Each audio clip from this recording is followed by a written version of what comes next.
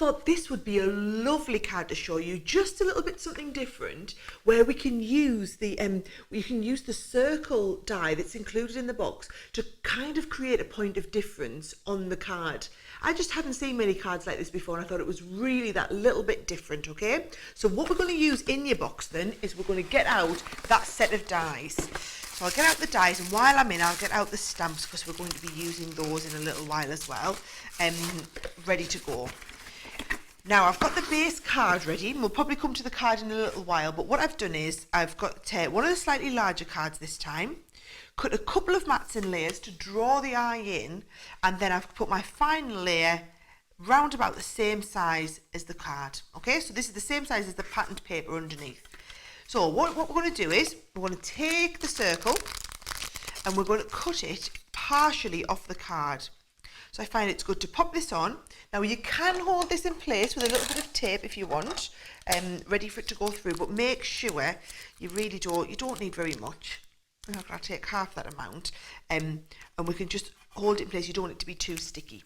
Now, because this is not a particularly complicated die, it's not overly thick, this will cut through with the lightest sandwich in your Gemini. So all you need to do, we'll try it with just the clear mat, see if it cuts with just the clear. You can always add it in with the magnetic a little bit later. So we'll try running that through the Gemini now.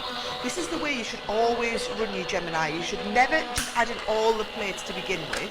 It's worth seeing, does it cut without them? Now I can see, look, if you look at that one there, that has cut that away, no problem, even though usually with a thin metal die you would be expecting to need to use your magnetic plate with that. So it just shows what you can be doing when you just give it a little bit of thought there. So I'm going to do the same here. I'm going to cut another one down the corner here just to give it that other point of difference. So remember, we were only using the clear plate and your top cutting plate, and we're going to run that straight through. So there's my base design to go on, because we create all the card together now that we've got those bits. When you're doing your flat sticking, it's a personal preference for me, but I always prefer to use a wet glue, and I just find it gives me that little bit of manoeuvrability time. Now, if you're really good and you're quite comfortable with getting things into place the first time when you want them, you can also use your tape pens. So if you were using the tape pen, I'd be coming on with the next layer, and I'd just be putting tape all the way around the outside. Try not to be too frugal, because I find if you do, just try and put it on a couple of sides, it is sometimes you do get that issue with lifting. Oh, that's what you need to be careful of, not getting this stuck down in place when you don't want it, okay?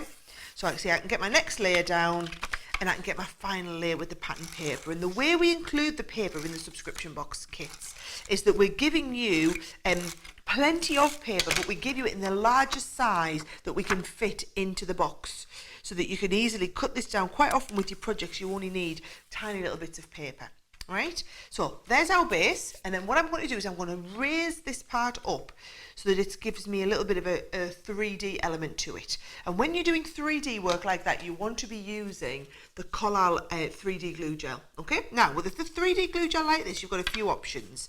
You can either squirt it directly from the tube like this onto your project, which I find if I'm working on a larger project like this is a great way to do it. The alternative is it does always come with a syringe. So I'll just bring my syringe in here. I've just loaded up the syringe, which means I can go and be very precise in where I'm applying the glue if I'm applying it with the syringe. So when we're working in the smaller areas, I do find the syringe is quite easy to work with. But you can see I've got plenty on there, and that's the trick. You want to make sure you've got plenty on there, so that when we maneuver and position this into place, it's going to be 3D and it's going to be raised up equally all the way around there. Okay, so that is my base. Now we can just give that a few seconds to dry while we're going to get on with the stamping and the next part of the project. Okay, so the next part of the project, I said about the stamping. These are the stamps. Now when the stamps come to you, if I take them out of the box for the first time, what you'll see is you've got loads of designs on the sheet. There's also a carrier sheet, which is just protecting the stamped side of the stamps. Now with all of these, you'll be able to see with all of them, if I just put a little bit of card behind some of these, you can see the idea, like the elephant we leave the little gap for the elephant's ears. With the ice cream cone, the hot air balloon here, you've got the gap where we're going to leave it for the button. With the lion, we're leaving its face. Now I'm going to use the bunnies. So we've got the front and back of the bunny, and we've just left a little space, so on his little tail or his tummy is where you're going to add the little buttons in there. Now what I'm going to do is I'm going to stamp these. I can stamp them both at once because we're going to stamp them and cut them out, right? So I'm going to just line up these stamps on my rocker block. So there's loads of different ways you can stamp them. I'm just using the rocker blocks today because I think they're really easy to work from. But if this is the first time that you've used the stamps, a great little tip that I always say with acrylic stamps, get something like some Velcro, or some people like to use a little bit of sellotape, right? And we're just going to buff off the surface of the stamp. And it's just, when things are made in acrylic, they just get that little bit of a surface on them. And if you just buff down the surface, it makes them a little bit easier for the ink to take to the stamp. So what I'm going to do is I'm using here, I'm using one of our finesse ink pads. So this is the Pebble Finesse, the alcohol proof dye. This because I'm going to use an alcohol pen with this. So make sure if you're going to use an alcohol pen, you're going to use the sort of ink which is alcohol proof, right? Very important. You're always going to use the opposite ink. I'm going to put my ink onto my two little stamps, and I'm going to stamp them down on here. And then they will be ready. I know I can colour with those, no problem, because we're going to use the alcohol pens. And what I've done is I've taken my CR6 and also the BG1. So CR6 and BG1, and I'm just going to apply a little bit of colour into here.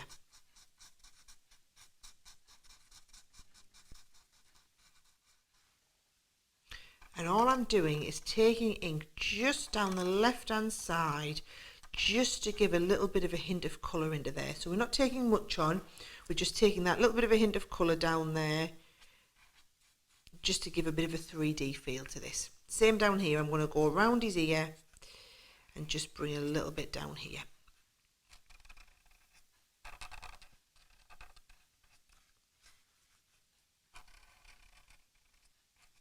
Just that little hint of a colour. And if I just show you that close up, what you'll see is it just, without having to colour it completely, it just gives that little bit of a feeling of 3D as we're working through that. Now what you're going to do is you're going to take your scissors and just cut around those, leaving a little bit of a gap all the way around. We don't necessarily want to cut right up to it. Right, so if we bring them in and position them on the card, and it might be a little bit easier if you work with some tweezers for all of these. And again, I'm going to pop these into here, but I'm going to lift them up with the 3D glue gel just to give it a bit of height. So I find it's probably going to be easier for this one if we work from the syringe, and then we can be really precise in our application of that glue gel there. And then again, I'm just using the tweezers, and we're going to position that down into place so that we're not pushing it down too hard. That's the worry with the 3D glue gel, is that you push it down and then you lose all of that lovely 3D effect that you've worked hard to build up. So we're just going to position them down in place, and then we're ready to add our little buttons on. So remember, I've just picked a couple of white buttons for the bunny, and the idea is that on this one he has a button on his tummy, and on this one he has a little bottom. That's the button. So I'm just going to pop the glue gel down and then pick up there we go, like this. Oh, let's get this so it's a little bit neat from the middle, and then just maneuver those into place.